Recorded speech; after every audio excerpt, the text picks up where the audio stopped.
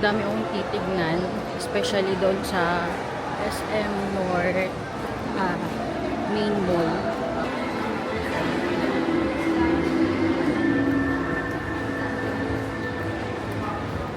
Stop na muna tayo sa Miniso. Bumalik ako dito sa Annex kasi baka mas marami silang stock nung Barbie.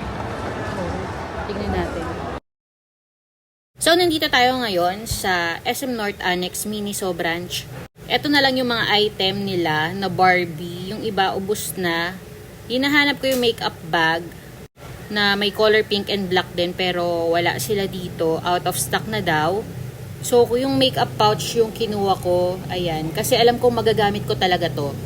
Alam mo yun, kahit gustong-gusto mo silang bilhin pero hindi mo naman kailangan. Para kasing masasayang lang yung pera mo. Pero, ang cute lang. 'Di ba? Hindi mo naman siya gagamitin din. And then, ito naman yung mga accessories na meron sila. May hair comb, may mirror, clamp, may ponytail, may clip, may headband, at saka may razor, at saka yung curler. Meron din silang pa-tissue. Kukuha sana ako ng tissue pero namamahalan ako, guys. Ang pinaka hinihintay ko na collaboration dito is the Sanrio. Siguro kapag yun nilabas nila, halos lahat ng item sa aisle nila kukunin ko. Nakakuha ko, guys, ng isang makeup pouch sa Miniso.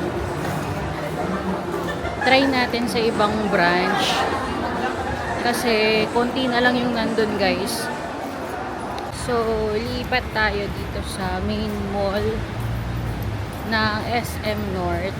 Madami akong titignan. Samahan niyo ako, guys, sa Crocs and sa may Kipling. Papakita ko sa inyo yung limited edition na Snoopy. Ang ganda. 1 hour later. So, nag-try din pala ako ng mga blouse dito sa For Me. Ang dami rin pala nilang dito mga accessories like bags, shoes, sandals. Meron din silang cologne, mga makeup. So, nakabili ako ng blouse. Ayan, para sa mga events ko. Next, pumunta ako dito sa Miniso na main mall. Marami silang stock dito ng Barbie. Pero, nag-iisa na lang yung bag na meron sila. Ayan, ito yon. Color pink yung gusto ko, guys. Pero, isang black na lang yung meron. Kasi kinuha na ni ate yung isa. Ang ending, hindi ko na siya kinuha. Kasi, feeling ko hindi ko naman siya kailangan. Kaya, ayan, goodbye na.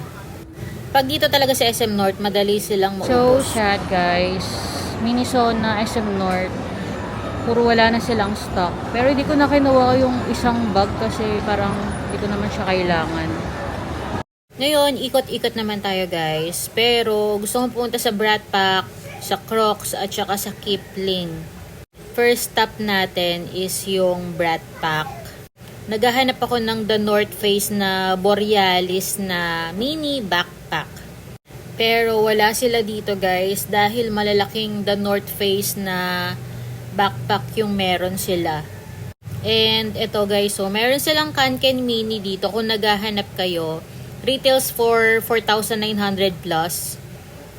So ito yung mga available sa store nila. Meron ditong Headgren, Jansport, Sackroot, TaxSafe. Ayan, marami silang pagpipilian and Herschel na din. Next stop, pumunta ako sa Crocs. Tinignan ko itong bago nila na high heels or yung kanilang bagong clogs. Masyado na siyang malaki para sa akin. Baka mukha na ako McDonald's. At dahil malapit na ako sa H&M, pumasok na din ako dito para maghanap ng mga damit ni Phoenix. Kasi naka-sale ngayon si H&M. Up to 50% off. Nandito na nga tayo sa Kipling at ito yung bago nilang collaboration with Snoopy. Meron silang backpack which is nasa 10,000 plus. Etong crossbody bag is nasa 7,000. Yung nandun sa taas na pinakamalit mas mahal, 8,000. Meron din naman silang mga naka-sale pero like less 20% off, 30%. Meron mga 40% pero mga last stock na yun. Tsaka yung mga prints hindi ganun kaganda. Ito yung Snoopy na wallet. Nasa 6,000 yan, 4,000 na lang because of the 20% off. Yung mini coin purse na yan is 800 na Sa lang. ganito ma'am, walang Yung naka-50 mga pouches is nasa 1.5. Magkano siya ma'am? Tinatanong ako ni ate kung bakit daw ako nagbe-video at saka nagpipicture. Sabi ko, pang TikTok ko tsaka vlog. Tapos sabi ko, bakit hindi daw pala pwede? Kasi nga, baka daw i-post sa online na original tapos nagbebenta pala ng mga fake. So, ginawa pa akong nagbebenta ng mga fake. Bibili talaga sana ako. Kaso, dahil nga doon sa narinig ko na yun, parang napaback out na lang ako. Ipopromote ko pa noon sana yung mismong store kasi bibili ako sa kanila and sa TikTok. I-share ko yung mga prices. Guys, natawa lang ako kasi nasa Kipling store ako. Nung last time na pumunta ako doon, pwede naman mag-vlog, pwede mag-picture. Tapos, ngayon nilapitan ako ni ate, bakit daw ako nag-picture, para saan daw. Tapos sabi ko, tapos sabi ko naman sa kanya, bakit po? Bawal po ba? Tapos sabi niya kasi, ginagamit daw yung video para magano ng fake, magbenta ng fake. Ginawa pa akong nagbebenta ng fake ni ate. Bibili naman ako, binablog ko lang. And iaano ko sa TikTok. Kumbaga, ipopromote ko pa nga yung store nila kasi bibili ako ng bag. Pero dahil nga doon siya nangyari, hindi na ako bumili. Sabi ko, pag-iisipan ko na lang kung bibili ako o hindi. So, may gusto pa naman ako, kaso wag na lang. Tapos biglang banat niya. Pero pwede naman kung mag-picture kung bibili kayo. Sabi sa akin. O, diba? 2 hours later. So, nandito na ako sa Trinoma. Tinry ko naman dito sa Miniso Trinoma branch. So, let's see kung ano meron dito sa Barbie nila. Actually, kapag napadpad ako dito sa Trinoma at lagi ako may kailangan sa Miniso, laging out of stock yung hinahanap ko. Pero sige, tignan natin. Ito yung mga available sa kanila. Wala rin yung hinahanap ko pero meron sila neto guys. So, and then, nag-take out lang ako ng Jamba Juice. In-order ko dito yung chocolate mood para kay hubby. Lagi ko siyang pinapalagay dun sa Hydro Flask na tumbler para kahit umikot-ikot ako, nagyayelo pa rin siya pag uwi ko ng bahay. So, ganun yung aking life hack.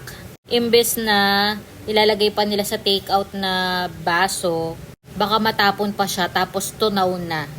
And lagi din ako nagdadala ng eco bag. Hindi mo ako mapapalabas ng walang eco bag.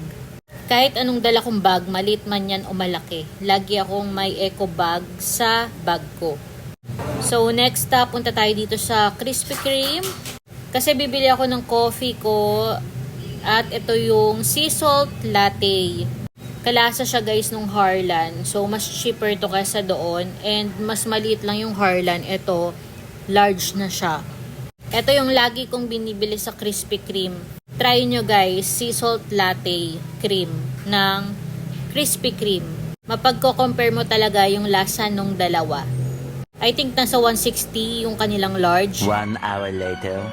Napadaan pala ako sa Crazy Sport kasi nakita ko yung Stanley sa kanila, sa loob nila. So pumasok ako at ang dami nilang mga stock. Kompleto yung mga colors na meron sila dito, including itong blush color na matte. Ito yung gusto ko guys. Ayan, ang ganda niya. Tapos ito, color pink yung nasa loob. Nag-iisa na lang daw yan. Pumunta ako sa The North Face. Meron silang Borealis Mini at ito yun guys. So, dumaan lang ako dito kasi tumitingin ako ng maliit na Christmas tree pero ang mahal sa kanila. 1 hour later. At dahil naka-sale si Fino Leather, ayan, kumuha ko ng mga pang-gift na keychain. Ito affordable lang guys and naka 50% off siya. So kumuha ako ng 6 para ipang regalo. Naka-sale din yung mga card holder nila na nasa 1,300, 800 na lang, 900, ganun. Dumaan din ako dito sa Typo. Ang dami nilang mga keychain or mga charm for your phone, para sa bags. Kaso ang pricey niya, nasa 400 plus. Ito pala yung V10 pero mas maganda pa rin si Pocket 3. So guys, nag-iisip ako kung kukunin ko yung or bibilin ko pala yung Stanley. Ang ganda rin kasi or yung sa The North Face na backpack. yung Borealis nila. Pinag-iisipan ko pa kung bibilin ko yung Borealis na backpack sa The North Face. At saka yung Stanley na tumbler. Grocery tayo ng konti. Kasi parang hindi na ako makakapag-grocery dahil ang daming tao sa grocery. Daming pila. So guys, punta na tayo sa The North Face. Kukunin ko na yung bag. Lalo na kasi naka-sale siya ngayon. And siguro matagal na ako babalik dito. Kaya bibilin ko na siya. Yung Borealis Mini, yung inano ko kanina, sinukat ko. So, here at the North Face. Ma'am, kani ka na.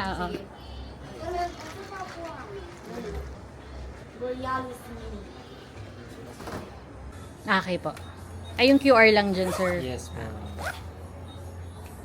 So guys, nabili ko na yung The North Face na Borealis na bag.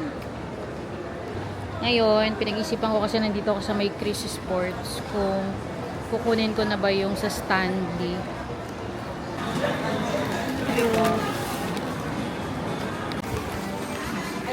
So guys, mag-grocery pa sana ako pero ang dami ko nang dala.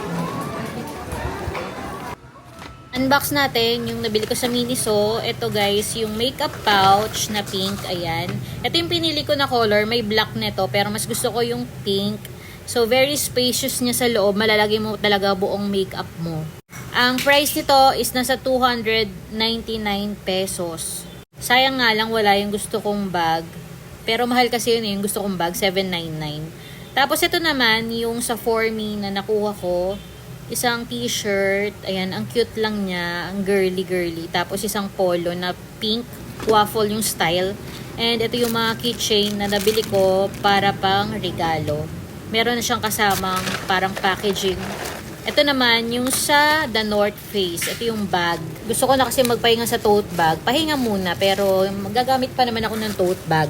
Medyo nangangalay na kasi yung balikat ko. So, kailangan ko backpack para balance yung weight. Ganyan yung kanya itsura. Meron siyang printed na parang flowers and butterfly. Ito naka-sale for $490 or $4,990. Hindi ko sure yung price niya. Pero nakuha ko na lang siya ng 3,100 plus. Marami ka din malalagay dito. So, ayun lang guys. Bye!